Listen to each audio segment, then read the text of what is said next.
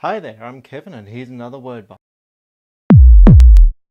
Well, hey, today I'm telling the story of Judah and Tamar. These two characters are in Genesis 38 in the Hebrew Torah or the Old Testament in the Judeo-Christian Bible. So how does this story start? It starts when Judah takes a wife, Shua, and they have 3 sons and a daughter. Possibly more, but these are the only characters mentioned in this story. It comes time now to find a wife for the sons, and the custom of the day is the father finds the wife and they start off with the oldest son first, because the oldest son is the one that gets the inheritance, the one that gets the greater portion of what the father leaves behind when he dies. Judah finds Tamar. Tamar, not much is said of her before this point, but Tamar comes in and she becomes a wife to the first son, Now was wicked in the sight of the Lord, and God killed him before he could bear a child with Tamar.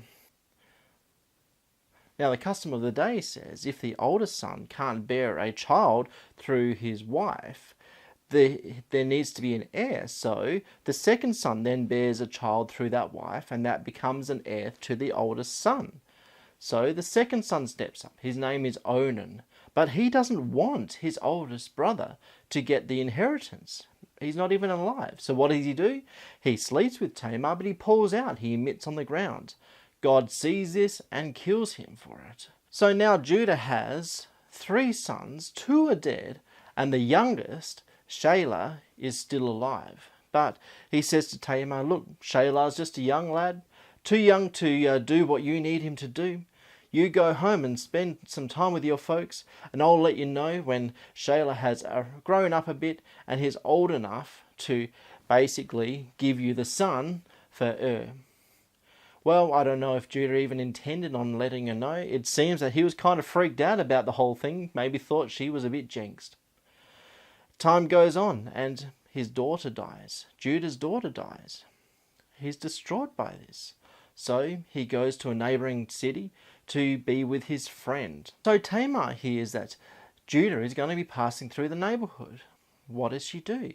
She dresses in the dark clothes that a prostitute will wear. That's a gown and the face covering. Now, a prostitute of the day isn't like the sex worker of today. A prostitute of the day worked with the pagan temples. They had a fertility cult. So what you would do is you'd sleep with this prostitute. The prostitute would bear a child, and that child would be sacrificed for the fertility of your field and for the fertility of your family. It's pretty twisted, but that's how things were. So Tamar is sitting by the road. So Judah walks up and sees Tamar on the side of the road, and he goes to her and he says, "How much for me to sleep with you?" Tamar says, "1 goat." Judah says, "Done. I'll do it for a goat.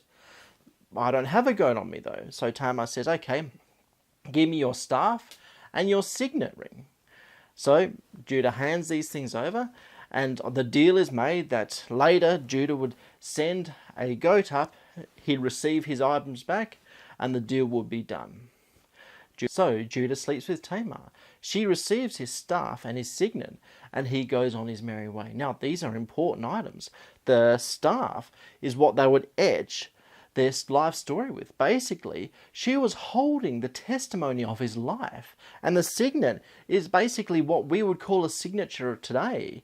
Not many people knew how to write then, so what they would do is they'd have a emblem embedded into a pendant or a ring, and that would be pressed into clay, and that's how they sealed deals. She was basically carrying everything that identified Judah as Judah. So Judah sends along his friend with a goat, and Tamar's long gone.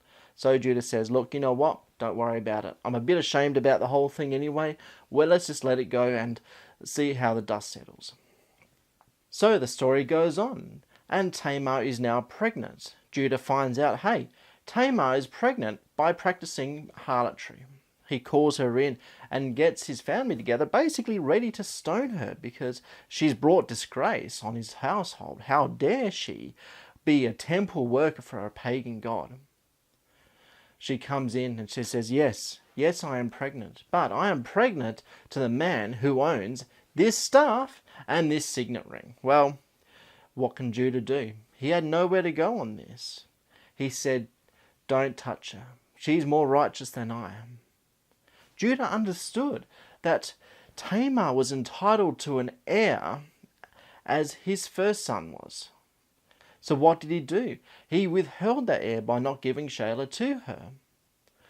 Obviously, in his interpretation of the law, he felt it was quite within his grounds to sleep with her himself, because he felt the matter was dealt with.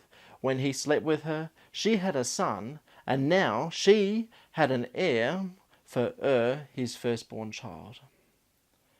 So why is this significant? Okay, this is an interesting story. She's now received everything that was entitled to her. Is that it? Not quite. Tamar has twins. Now, one of these twins is named Perez. Now, Perez is actually one of the ancestors to Boaz of the story of Ruth. And Boaz, of course, is an ancestor to David, basically the greatest king in Jewish history. And, of course, David is the ancestor to Jesus Christ himself. Many historians say Jesus to be the most significant person in human history. So here we have a woman who was robbed of everything that was entitled to her by two sons and almost their father. She received that, maybe not being entirely honest through the process, but she didn't receive anything that wasn't really hers. And I mean, it was consensual. It's not like she forced him to sleep with her. And not only that, not only by standing for what was rightfully hers did she receive it, but what a reward to be an ancestor to such amazing people in history. Well, this was interesting for me. I hope it's been interesting for you. Please feel free to leave a thumbs up, like it, subscribe, and I'll see you next time.